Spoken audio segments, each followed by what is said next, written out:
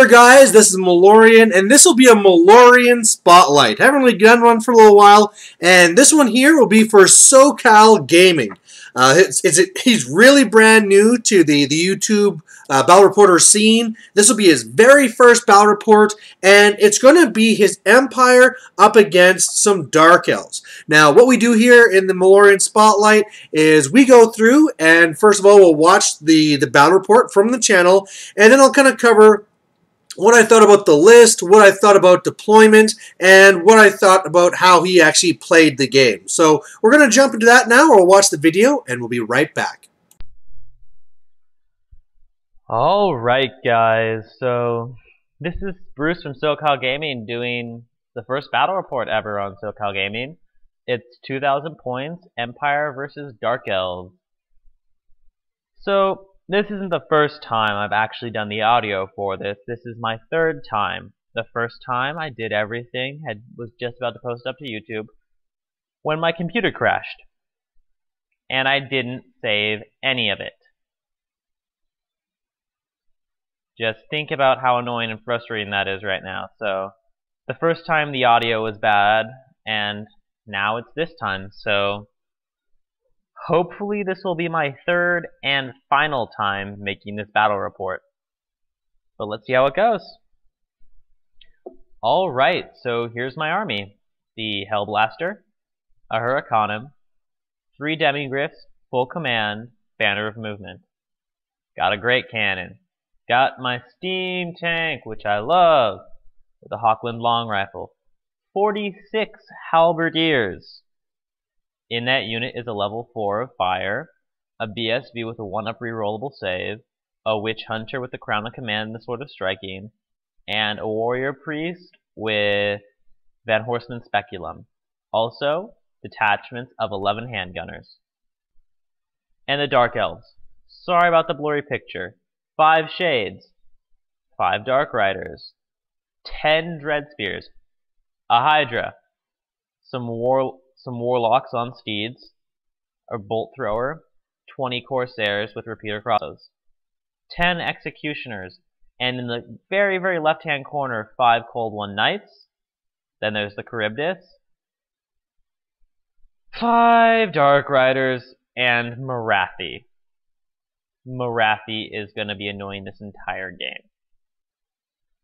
Our scenarios need an engagement, so it's the weirdest one out there. We have to do the side deployment thing and the reserves, which is annoying.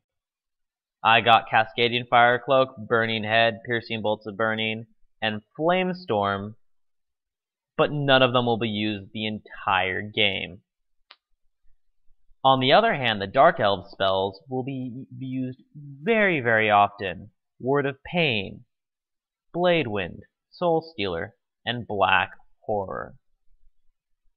Ugh, Black Horror, Blade Wind, the bane of my existence. We also got some Arcane Ruins. We got a Sinister Statue and an Elven Waystone. That was pretty cool. And for reserves, everything came on except for my Hellblaster, which is a reoccurring thing since every single time I've gotten meeting engagement, my Hellblaster has never come on. Never. I have no clue why. Believe me, I would love to know why and how I can sacrifice people to the dice gods to get it out, but it doesn't. But Morathi and the Executioners don't come on. That is wonderful. Having Morathi not on is pretty nice, but I would like another distant turn to shoot at her instead, which is unfortunate. But what can you do? So here's how it looks right now. This is just a standard picture of the board. The Shades come in behind my cannon. Should have thought about that, but I didn't, which is unfortunate. Not sure what I'm going to do about that. And I have an abysmally weak left flank. Cold Ones, Dark Riders, and a Hydra, plus a Dreadlord on a Pegasus, which I forgot to mention in the original army. I'm not sure what I'm going to do.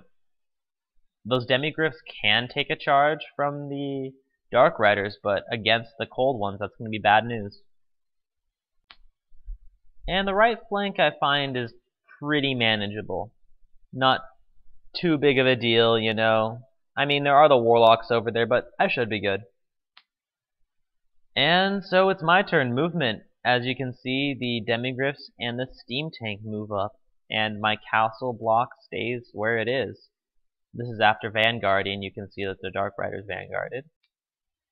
So I got the Dark Riders into close combat, which is wonderful. I'm yes, first blood. I'm in it to win it. And the steam tank expends 3 steam points and charges the Dark Elves, other Dark Rider unit, but nothing happens over there. But he is in perfect position to blast that Hydra, which he does, and does 5 wounds, just boom off the bat. What just that's even better. Like the heavy metal music's playing in my head right now. I'm just ready to bash some heads in. Until I figure out that I forgot my magic phase. Whew. That was brutal. I mean, I should have expected that coming in, but what are you gonna do? I need to remember my phases, and I didn't, so I got bit in the butt by that, which makes perfect sense. Oh well. And you know, here's just a picture of my castle with the close combats in the background, and here's the other side. It's going to be pretty nice, easily defendable. They're going to be charging up a hill, which is fantastic. And back to shooting now. My cannon, blam, right into the Charybdis. 5 wounds again. Get some. I'm super psyched. Like, just the Charybdis and the Hydra down to 1 wound. What more do I want? And the demis slice through the Dark Rider unit like there's no tomorrow. And they don't catch the other Dark Riders, though, which is unfortunate. I also would have liked them to be able to charge up to the Hydra, but that didn't happen. Oh well. And the Hydra runs away. This is actually after my turn is done, because you can see the Executioners and Marathi came in.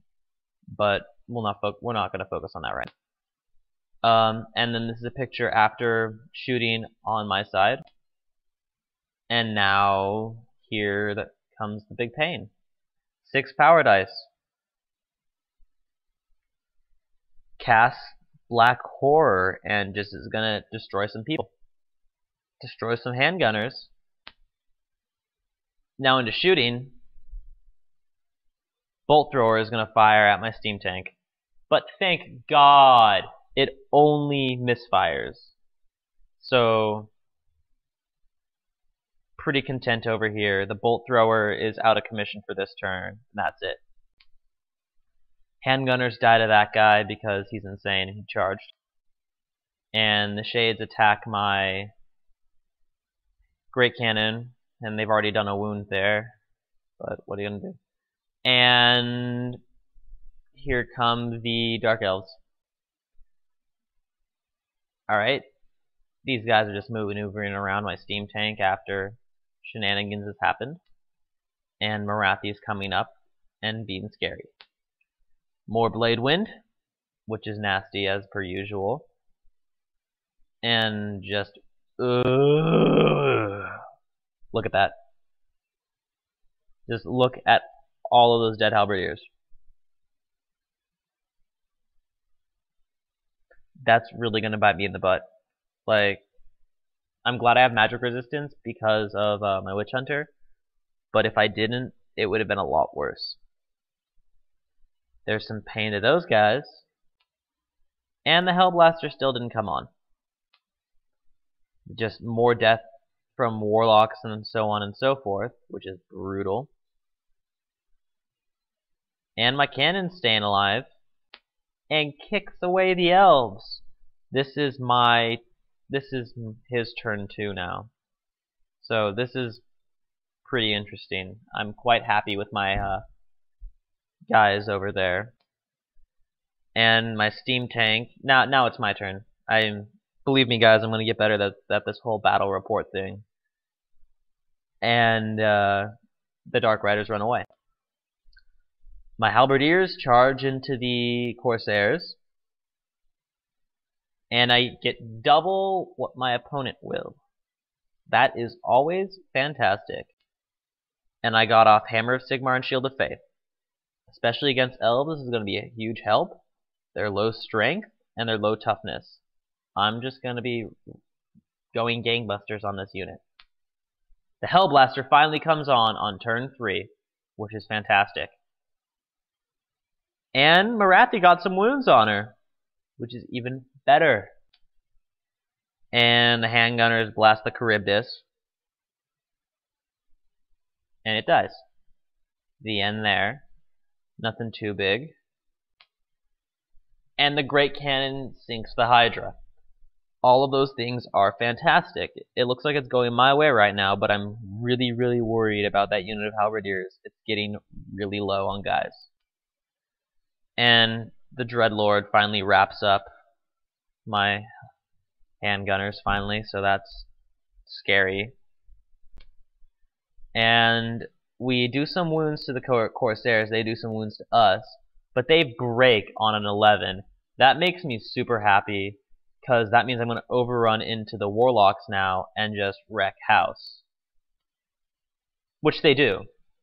But now they're really out there in the open, they're close to the Bolt Thrower, they're overextended, but I got a lot of points there.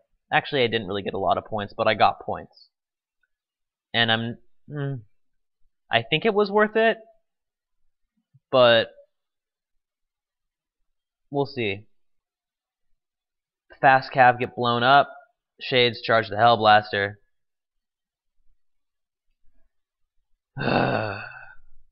I always worry about when things get into close combat with the Hellblaster, because bad things happen to my Hellblaster. Like, you know, it does pretty well, but then it doesn't at the same time. So, I'm not sure if I'm going to take the Hellblaster. I mean, I might rather have a Great Cannon than a Hellblaster. You guys can comment saying, no, the Hellblaster is great, and tell me how I should use it then, please. I mean, also, came on turn 3 and the Shades were already there, so I probably should have moved it somewhere else where it wouldn't get charged. But, you know, this is thinking afterwards. Probably should have placed it near my other unit of handgunners. Marathi's running around, being scary, coming really close to my Halberdier unit, so she's going to probably cast Blade Wind again, which she does, and also that effing Dark Pegasus. He's just gonna, once he gets into close combat with any of my guys, he's gonna wreck house. And he should have definitely been more of a target priority. Because, I mean, I could have dealt with a Hydra, and I could have dealt with a Charybdis, but this guy has a 3+ ward save against shooting attacks. I really should have done something more there. And as a combination with Blade Wind and the Bolt Thrower, I'm down to my 4 characters, and my BSB has 1 wound left. That is never a good sign.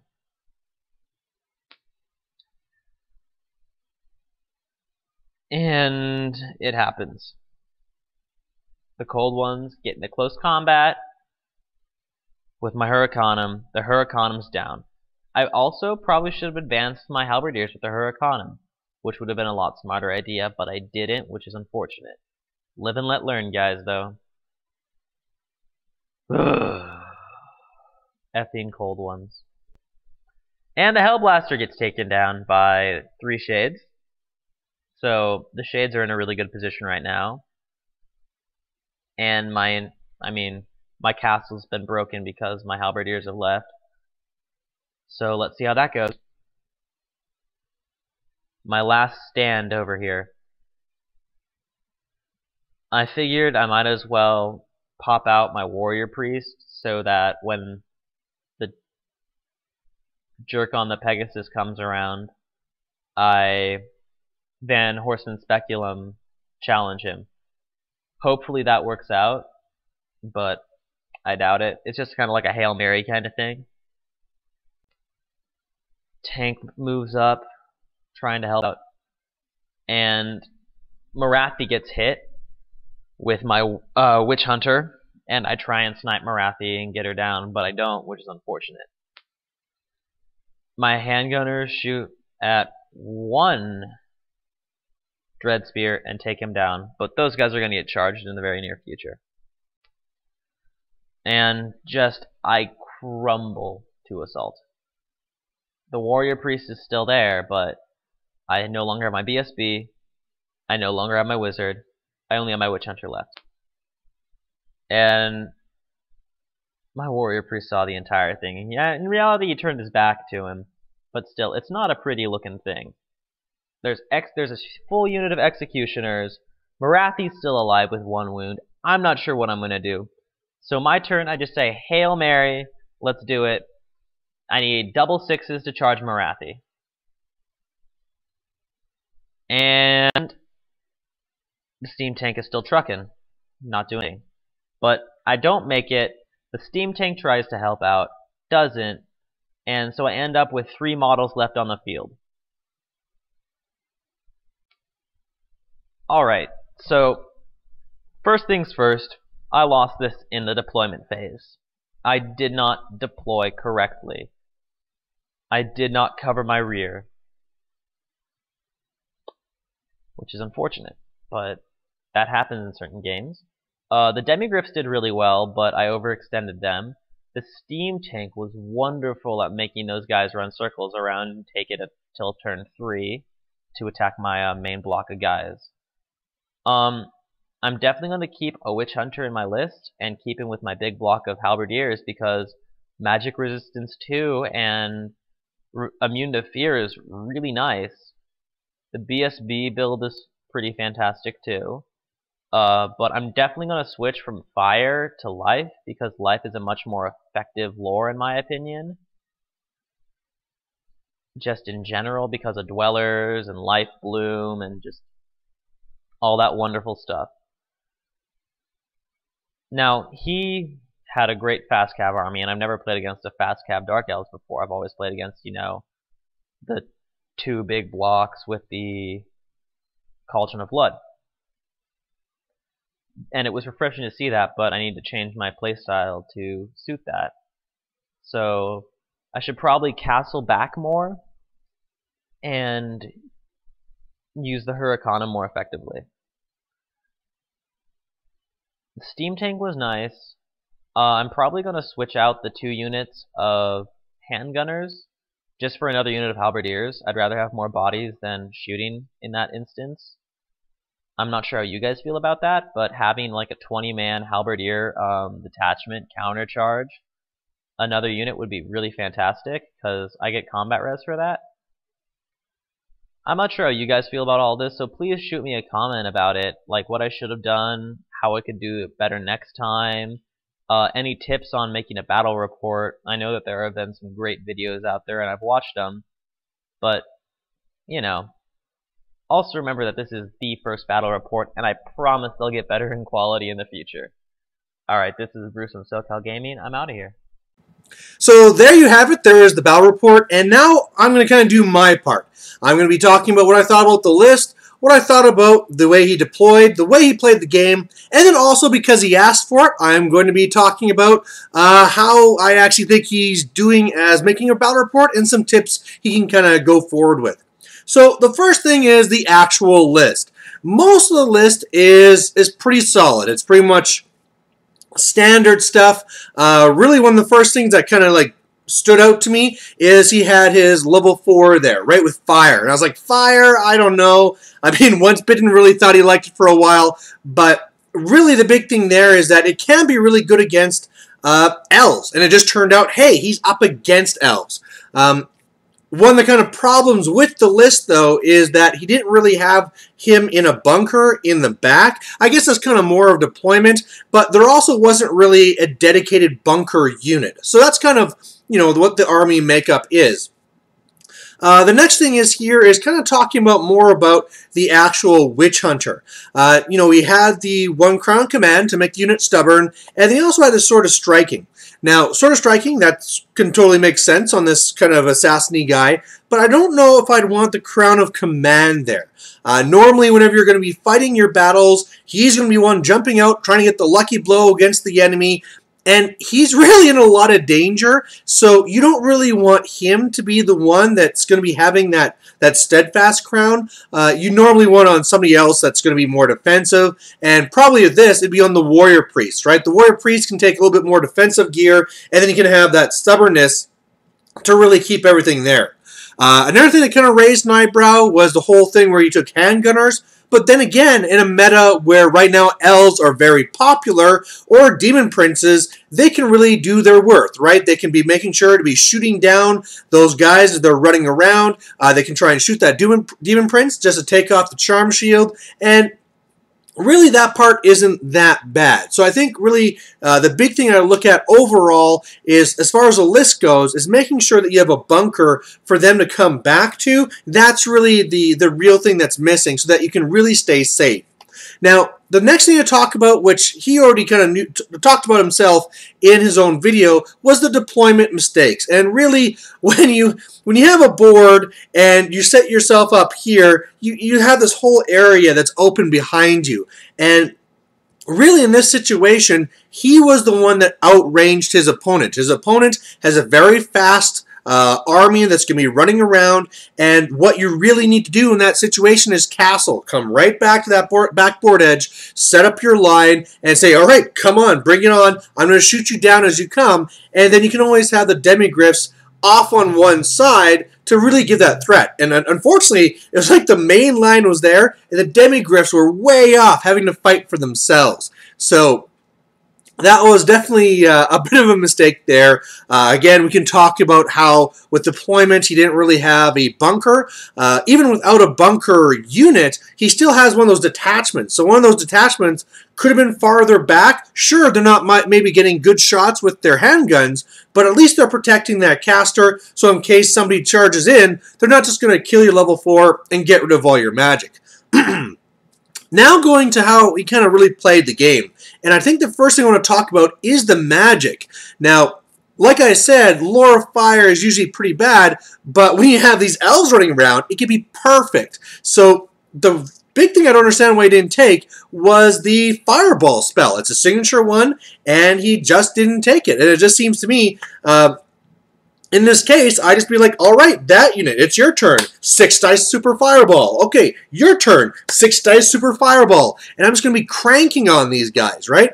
But he didn't even take one to go for that. And he's talking about how he didn't really cast any fire spells the whole game. I don't really know how he rolled his dice. Maybe he had bad luck. I don't know. But it really seems like you should be getting off at least one of those spells during the game, but, things happen. Hard to say. Now, something else that happened, which will lead into something else, is the whole idea with the Hellblaster. Now, when you're playing meeting engagement, some things can go off the board on a 1, but you get to bring them right back on starting from turn 1. You don't need to roll. You don't need to do anything. So if you were deployed back in a corner, that Hellblaster, turn 1, sure can't shoot, but it's going to jump in. It's going to join your castle you set up for yourself, and then on turn 2 can shoot.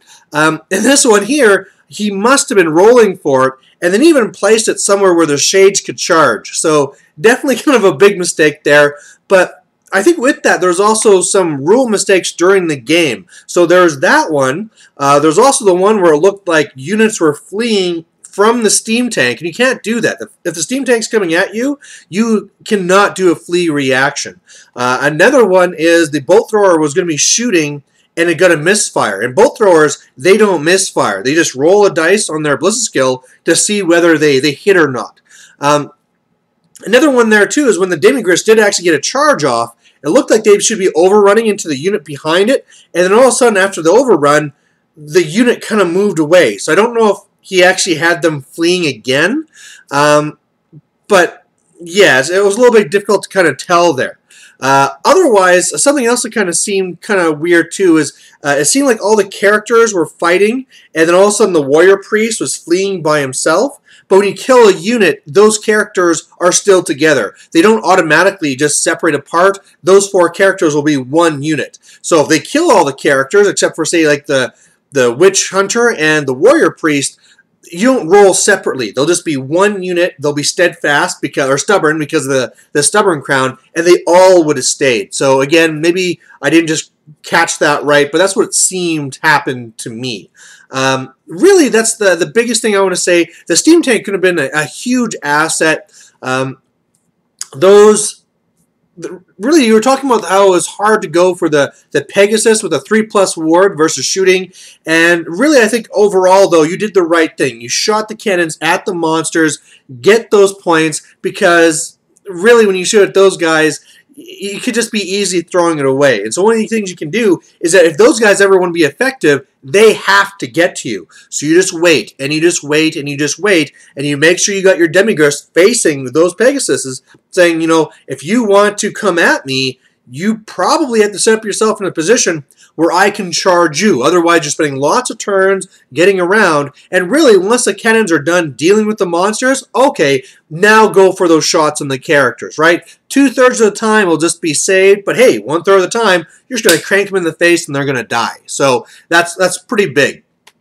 Then some thoughts just kind of on the way you're making your battle report. Again, it's great to have you part as a team. I know it's your number 1, but you asked for some comments. I think there's 2 big things I'd say about the battle report. It wasn't overly long, but it seemed to stretch on just because from slide to slide, there's a lot of pauses.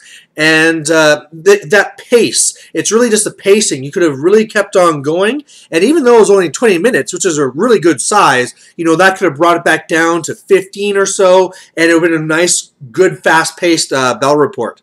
The other thing is, too, is that sometimes in following the battle report, it seemed it was hard to figure out what was going on just because you would go from action shot to action shot, but there was no then overall after. I mean, sometimes you come back to the overall, but it's really nice, at least at the end of every turn, to understand, okay, where everything is. I mean, sure, we know this is happening on this flank, and this is happening on this flank, but it's nice to have that overall picture again, just to kind of place everything together again. So there you go. That's the Malorian Spotlight on SoCalGaming. I'm going to have a link to his channel down below. He's on to his second battle report now. And again, these are guys you want to support because they're enthusiastic. They want to make good reports. He actually has lots of videos, but they're more hobby ones. So go check those out. And again, if you're somebody else who wants to be on Malorian Spotlight, just let me know. I'm going to have my email down there as well. So shoot me an email. We can figure something out.